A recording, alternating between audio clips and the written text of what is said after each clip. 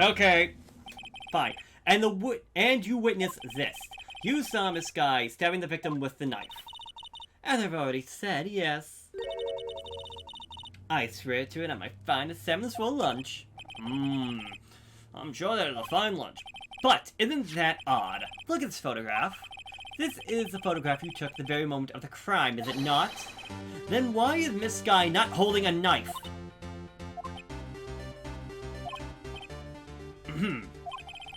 Mr. Edwards, your thoughts? Objection. That had to be the weakest objection I've ever, Edward. Yet it was still stronger than your ever feeble mind, Mr. Wright. What do you mean, Mr. Edgeworth? This photograph was not taken the moment before the stabbing. It was taken the moment after the stabbing. And how can you tell that? Blood splatter. Huh? See the dark crimson stain on the chief prosecutor's coat? But it's a black and white photograph! Ah, yes, it's hard to tell, but this could be blood. Well, Mr. Wright, I see no problems here. No problem, except you. Mr. Wright, are you going to just sit there and take that kind of abuse? Got a better idea? Wait, that contradicts the evidence said by the witness. Namely, that she took the picture the moment she witnessed the crime. Well, it seems I was slightly unclear. My apologies. That's it. If you run out of lunches, you order seconds. Problem solved. If you don't like it, try ordering the jumbo-sized lunch from the get-go. Good advice. I'm not sure I understand it, but good advice. I don't have time to stop her. Prosecutor Sky was cold calculating like a robot. She killed without pain or remorse. It was a premeditated murder. Premeditated? How do you know? Look at the chief prosecutor's hands in the photograph. Well, are those gloves?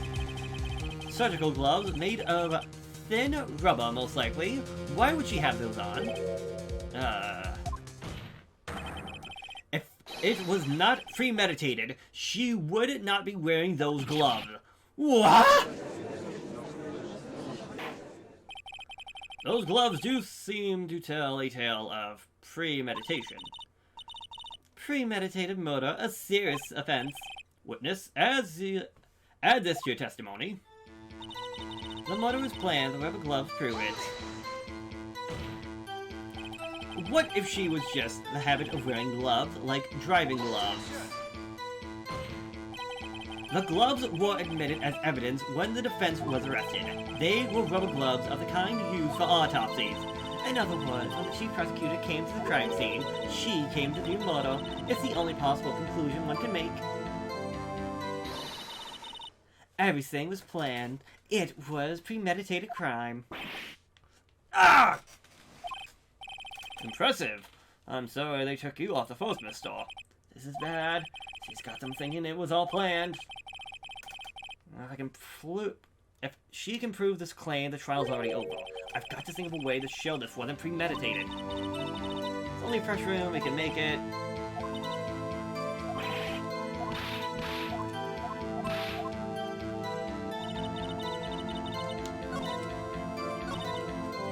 That's something perhaps finally honed.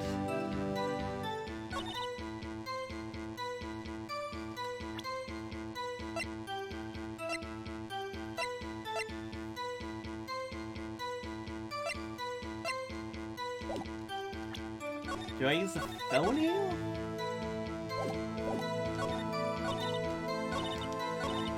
The murder was planned, the rubber gloves prove it.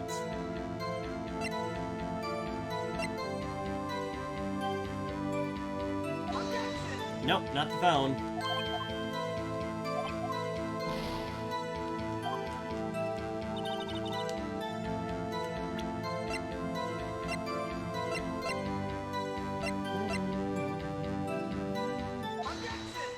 Nope, not the ticket either, saying that how could it have been planned if Edwards only got back there 3 minutes ago.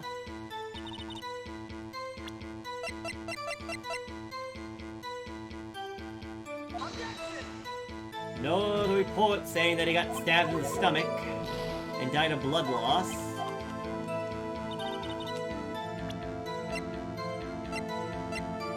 Oh, the ID card! The ID card was found so far away.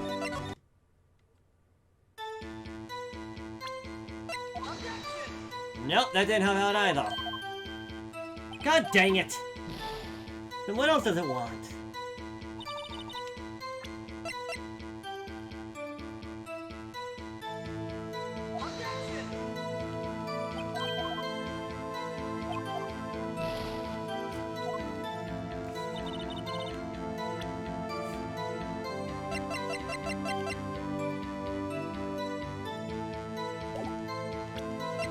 What, does it want the memo found in the car? The only other piece of evidence other than the one... What does it want?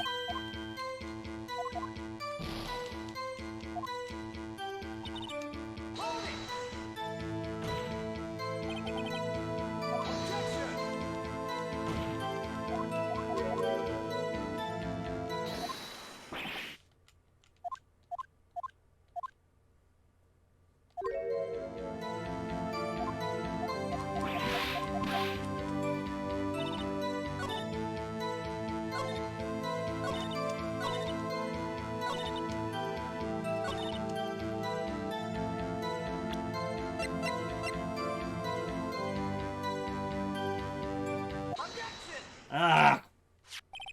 Witness, do you know what this is? Are you trying to test me? I sell lunchboxes for a living, you know. That's a knife. The knife. The knife that was in Mr. Edwards' trunk. Indeed, it was my knife.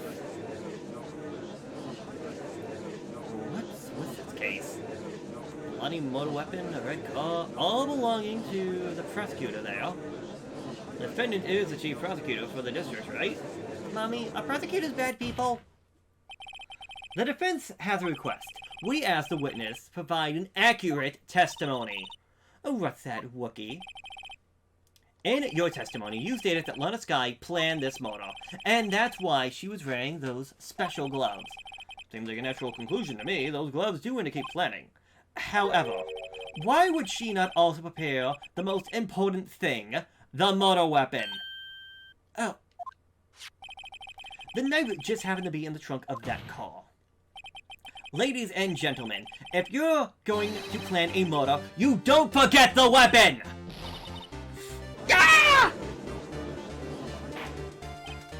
Order! Order! Great, now the tide's turning in our favor. Great show, Mr. 8. My sister's as good as free. Right. I believe the next lunch you'll be eating is humble pie. What? I hope you weren't indulging yourself into thinking that the tide has turned. Not over such a trifling detail. But this shoots a hole in the whole premeditated theory. Bah. The prosecution could care less if it was premeditated or not. The only one who seems to care about lunch ladies over there. The defendant, Lana Skye, murdered a detective with a knife. That is the only thing the prosecution need prove. Nothing else. Very good, Mr. Prosecutor. I suppose you think you're clever now. But you know as well as I do that she planned on killing him. It was planned.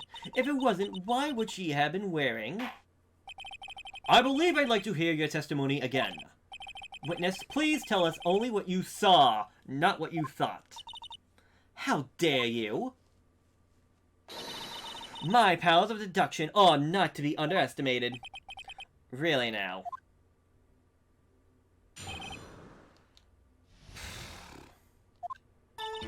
Lana Skye intended to murder Detective Goodman. That's why she called the victim all the way to the prosecutor's office. I'm sure the chief prosecutor had a grudge against the victim. Nothing else could drive that human machine to plunge the knife again and again. There's a contradiction. One stab. The victim was summoned from the police department to the prosecutor's office. It does sound a lot like premeditation, doesn't it? So, if I ordered a pizza, does that mean I plan to kill the delivery boy? In any case, the defense may now cross-examine the witness.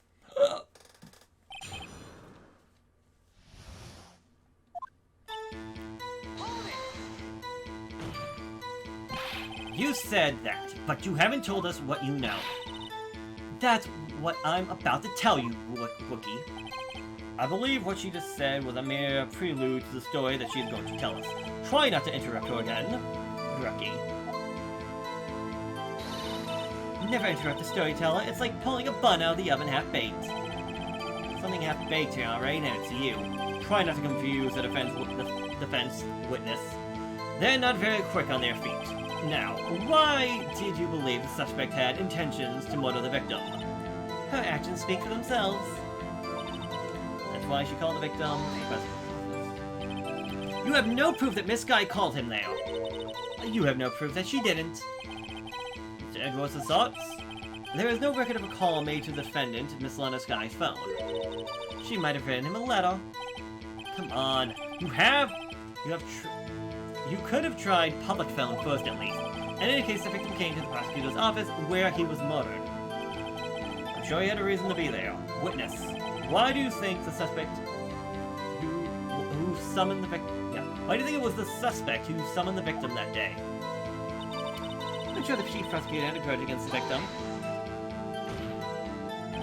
What kind of grudge? Well, I wouldn't know that. Of course you don't. That's because she didn't have a grudge. Rookie. I have lunchboxes here now. What's inside? How am I supposed to know? See? We agree there is a lunchbox here, but we don't know what's inside. A person's life is like a lunchbox with pretzels, don't you agree? I get it. That's why my lunch was so salty.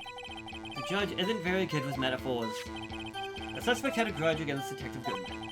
Will you tell us your basis for thinking this? It's simple. Nothing else could have driven that human machine to plunge the knife in again and again. A human machine? That's a contradiction.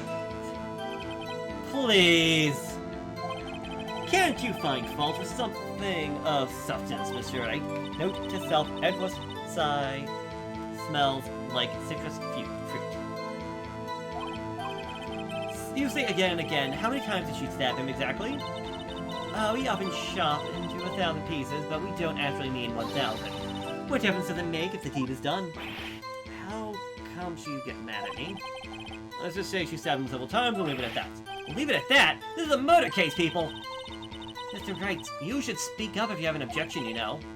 It still has turned out to be as short-tempered as she looked when we first met. Challenge her ability, the detective really set her off. The short wick burns out the fastest. It's a scientific fact. I wonder, wouldn't it depend on the size of the candle? I mean, add more wax, and even a really short wick will burn longer. Obviously, more scientific testing is required.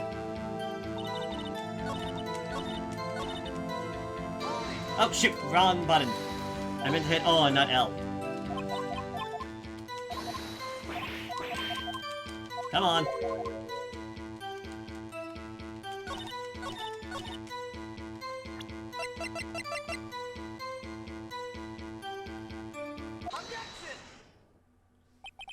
You say she stabbed him again and again.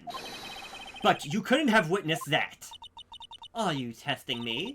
Then I'll test you. With my moss surprise. I'm afraid the moss is growing under our feet as we wait, Miss Starr. What do you mean?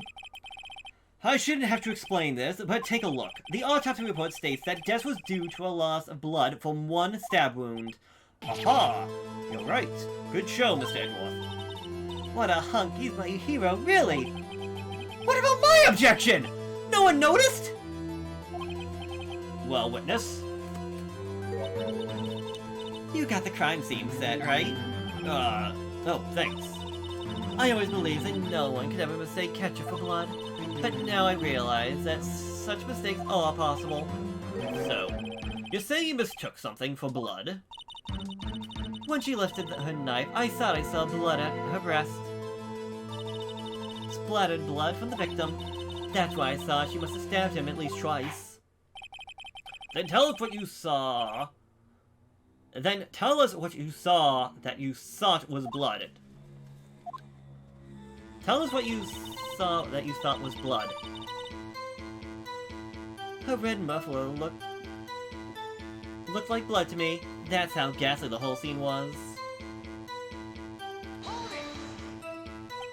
Her red muffler? Yes, like a scarf. The chief prosecutor always wears one around her neck. She can be easily hanged at a moment's notice, I suppose. She's right. This guy was wearing a red scarf, wasn't she? But wait. Isn't it odd that you mistook that for splattered blood? Well, people often mistake my beard for a bib. The judge was a bib. That's why this place feels so much like a kindergarten sometimes. Actually, I do think I saw some traces of blood on her chest. However, the autopsy report is clear on this matter. There is only one knife wound. Apparently, Miss Starr isn't entirely sure of her own testimony. Mr. Wright, this is her chance. Chance for what, I wonder? Miss Starr has turned out to be short-tempered as she looked when we first met. Oh, yeah. I think I need... Again, I hate the save scum, but I just want to be safe. Because I'm pretty sure she didn't have it on.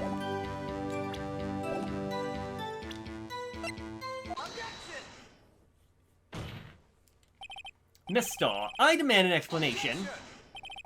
The witness is clearly not suited for detective work. What? The suspect was not wearing a scarf or muffler of any kind when she stabbed the victim, and you've proven it yourself with this photograph. Huh? But that can't be! Only a professional lunch lady could be so utterly clueless.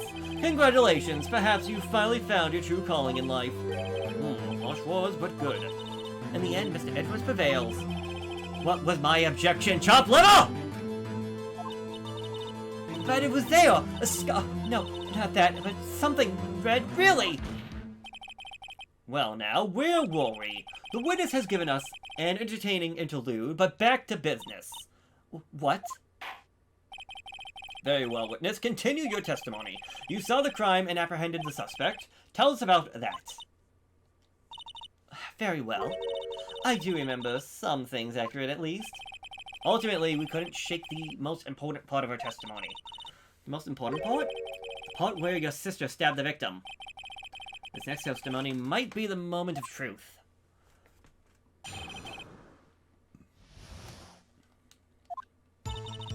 After the murder, the suspect attempted to run behind a partition off on her side. I quickly caught her, explained her rights to her, and arrested her on the spot. Ah, yes. Where I arrested her, she mentioned the muffler. That's what had me confused in my earlier testimony. The chief prosecutor made to escape, but against Angel Star, resistance is futile. You're quite determined about your scarf, about this scarf, aren't you? I strike like a snake and bite like a cobra. That's me, Angel Star.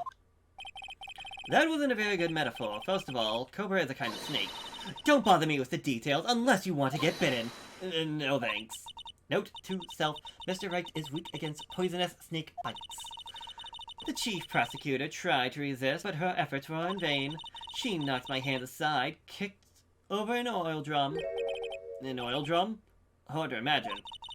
Oh, she's beautiful but deadly. A predator, this one. A leopard woman. Wow. Very well, Mr. Wright, your cross-examination, if you will.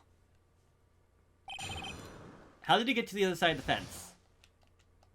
So the murder of the suspect attempted to run behind the petition.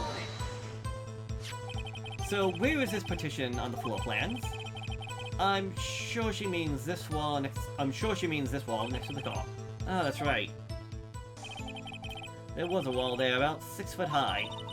She was obviously trying to hide herself. Quite a natural thing for a criminal to do. And what did you do then? I quickly caught her, explained her right to her, and got to the spot. You say quickly. Were you close to the suspect? As I just said, I was only 30 feet away from her the whole time.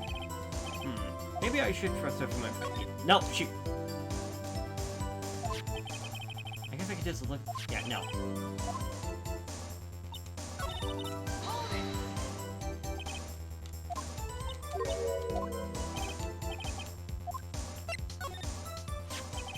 I'd like to see this on the floor plans, just to be safe. The lunch land call was... She was a visitor, thus she was parked in B block. So you witnessed the murder here. That would make it about 30 feet from the car, yes? Is this correct, Miss Starr? Yes, that's right. But there was a chain link fence in front of you. I went over it, of course. Amazing! Cop-up Queen Lunch Lady athlete indeed. It would have taken her a little time to climb over the fence, so she couldn't have gotten into my sister that fast. Yeah, that fence was about 9 feet high, too. So how did Miss Sky not get away?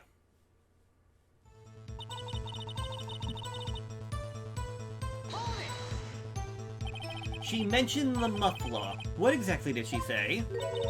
If I remember exactly, I would have told you in my testimony. Cheeky. Anyways, all I heard her was to say the word muffler. Just that one word. So, what you heard wasn't the suspect talking to you, but someone else? Yes, the chief prosecutor was talking on her phone. Phone? She can't mean. By phone, do you mean the cell phone discovered on the scene of the crime? Yes, ultimately. Ultimately? My memory. It's like a salmon heading upstream, you see. No, the court does not see.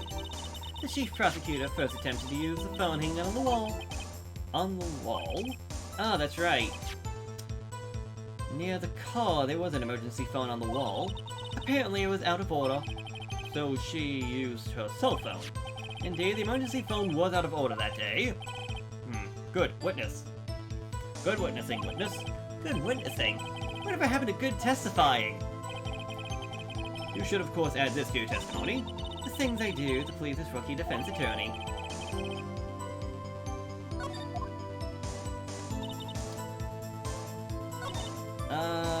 She mentioned muffler. I saw it all. How she tried. Found the wall, but had to use her suddenly instead. Do you think you could restate your testimony for the court? Aha! I was going to ask the same thing. I'll only say this one time, so listen close.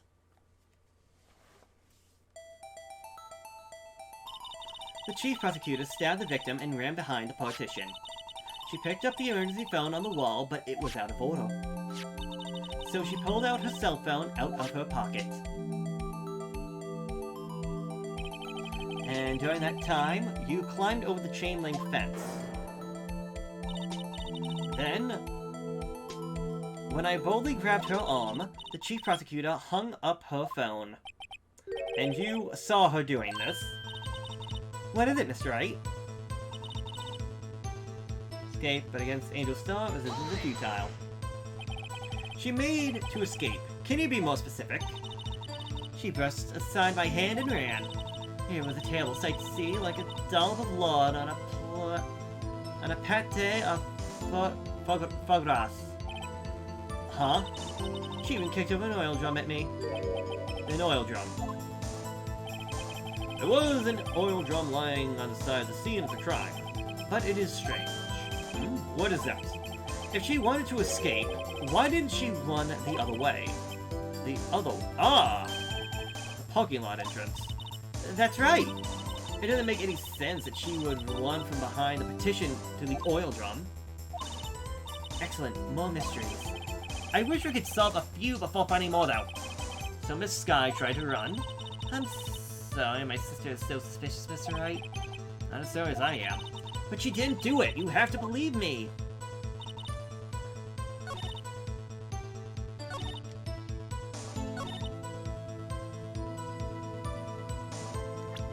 Why would she not use her cell phone first? Why would she instead decide to go for the wall phone?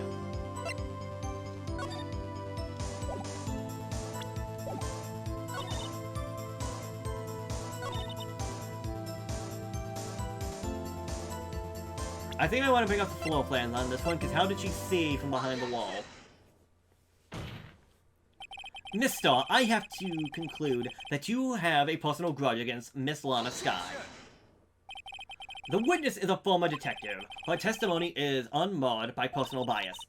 Well, who would have thought you would be my knight in shining armor, prosecutor? You who, together with the chief prosecutor, kicked me out 2 years ago.